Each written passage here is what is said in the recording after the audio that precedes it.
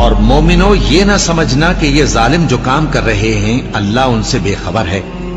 وہ ان کو اس دن تک مہلت دے رہا ہے جبکہ دہشت کے سبب آنکھیں پھٹی کی پھٹی رہ جائیں گی اور لوگ سر اٹھائے ہوئے میدان قیامت کی طرف دوڑ رہے ہوں گے، ان کی نگاہیں خود اپنی طرف لوٹ نہ سکیں گی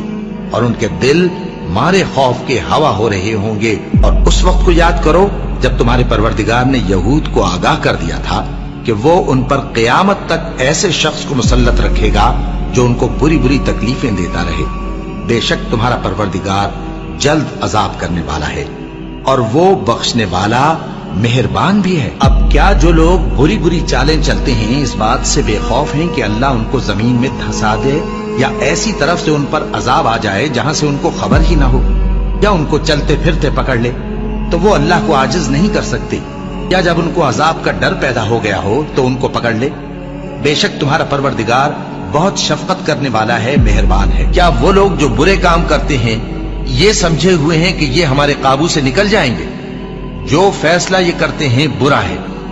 یہ لوگ اپنی تدبیروں میں لگ رہے ہیں اور میں اپنی تدبیر کر رہا ہوں اور میں ان کو مہلت دیے جاتا ہوں، میری تدبیر بڑی مضبوط ہے۔ اللہ ہی تو ہے جس نے تم کو پیدا کیا، پھر اس نے تم کو رزق دیا، پھر وہ تمہیں موت دے گا، پھر زندہ کرے گا۔ بھلا تمہارے بنائے ہوئے شریکوں میں بھی کوئی ایسا ہے جو ان کاموں میں سے کچھ کر سکے؟ وہ پاک ہے اور اس کی شان ان کے شریکوں سے بلند ہے۔ مومنو، جب تم آپس میں کسی میعاد معین کے لیے قرض کا معاملہ کرنے لگو تو اس کو لکھ لیا کرو، اور لکھنے والا تم میں کسی کا نقصان نہ کرے بلکہ انصاف سے لکھے۔ نیز لکھنے والا جیسا خدا نے اسے سکھایا ہے لکھنے سے انکار بھی نہ کرے، اور دستاویز لکھ دے، اور جو شخص قرض لے وہی دستاویز کا مضمون بول کر لکھوائے، اور خدا سے کہ اس کا مالک ہے خوف کرے، اور زر قرض میں سے کچھ کم نہ لکھوائے۔ اور اگر قرض لینے والا بے عقل یا ضعیف ہو یا مضمون لکھوانے کی قابلیت نہ رکھتا ہو تو جو اس کا ولی ہو وہ انصاف کے ساتھ مضمون لکھوائے، اور اپنے میں سے 2 مردوں کو ایسے معاملے کے گواہ کر لیا کرو، اور اگر 2 مرد نہ ہوں تو 1 مرد اور 2 عورتیں جن کو تم گواہ پسند کرو کافی ہیں، کہ اگر ان میں سے ایک بھول جائے گی تو دوسری اسے یاد دلا دے گی، اور جب گواہ گواہی کے لیے طلب کیے جائیں تو انکار نہ کرے۔ اور قرض تھوڑا ہو یا بہت اس کی دستاویز کے لکھنے لکھانے میں کاہلی نہ کرنا، یہ بات خدا کے نزدیک نہایت قرین انصاف ہے، اور شہادت کے لیے بھی یہ بہت درست طریقہ ہے، اس سے تم کو کسی طرح کا شک و شبہ بھی نہیں پڑے گا۔ ہاں، اگر سودا دست بدست ہو جو تم آپس میں لیتے دیتے ہو تو اگر ایسے معاملے کی دستاویز نہ لکھو تو تم پر کچھ گناہ نہیں، اور جب خرید و فروخت کیا کرو تو بھی گواہ کر لیا کرو، اور کاتب دستاویز اور گواہ معاملہ کرنے والوں کا کسی طرح کا نقصان نہ کرے۔ اگر تم لوگ ایسا کرو تو یہ تمہارے لیے گناہ کی بات ہے، اور خدا سے ڈرو اور دیکھو کہ وہ تم کو کیسی مفید باتیں سکھاتا ہے، اور خدا ہر چیز سے واقف ہے۔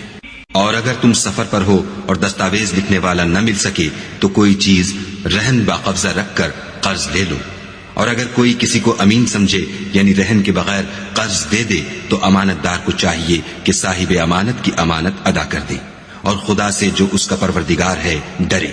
اور دیکھنا، شہادت کو مت چھپانا، جو اس کو چھپائے گا وہ دل کا گناہگار ہوگا، اور خدا تمہارے سب کاموں سے واقف ہے۔ اور مومنوں، مت خیال کرنا کہ یہ ظالم جو عمل کر رہے ہیں خدا ان سے بے خبر ہے، وہ ان کو اس دن تک مہلت دے رہا ہے جبکہ دہشت کے سبب آنکھیں کھلی کی کھلی رہ جائیں گی اور لوگ سر اٹھائے ہوئے میدان قیامت کی طرف دوڑ رہے ہوں گے، ان کی نگاہیں ان کی طرف لوٹ نہ سکیں گی اور ان کے دل مارے خوف کے ہوا ہو رہے ہوں گے۔ اور اس سے بڑھ کر ظالم کون جو اللہ کی مسجدوں میں اللہ کے نام کا ذکر کیے جانے کو منع کرے اور ان کی ویرانی کے لیے کوشش کرے۔ ان لوگوں کو کچھ حق نہیں کہ ان مسجدوں میں داخل ہوں مگر ڈرتے ہوئے۔ ان کے لیے دنیا میں رسوائی ہے اور آخرت میں بڑا عذاب۔ مسلمانوں، کیا تم یہ چاہتے ہو کہ اپنے پیغمبر صلی اللہ علیہ وآلہ وسلم سے اسی طرح کے سوال کرو جس طرح کے سوال پہلے موسیٰ سے کیے گئے تھے؟ اور جس شخص نے ایمان چھوڑ کر اس کے بدلے کفر لیا